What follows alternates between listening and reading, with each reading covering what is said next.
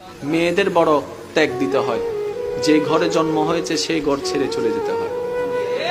যে উঠানে খেলে বড় হয়েছে সেই উঠানটাকে চিরতরে শেষ করে দিতে হয়।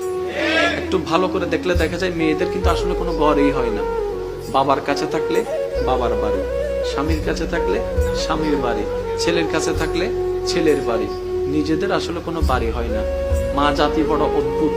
আমি মাঝে মধ্যে ভাবি, আল্লাহ যদি মা জাতিকে সবরের পাহাড় না দিতেন, পৃথিবীতে সংসার শব্দটা টিকতো না, পৃথিবীতে পরিবার শব্দটা টিকতো না। সবার কথা বাদ দেন, আপনি আপনার মার কথা পাবেন, দাদির কথা পাবেন, নানির কথা পাবেন। আমাদের মা, আমাদের দাদি, আমাদের নানি যে ত্যাগটা দিয়েছেন, যে সহ্যটা করেছেন, ওনারা যদি অধৈর্য হতেন আজকে কারো পরিবার কিন্তু ঠিক থাকতো না। সেজন্য আল্লাহ পাক তাদের অন্তরকে ধৈর্যের পাহাড় বানিয়ে দিয়েছেন। সুবহানাল্লাহ।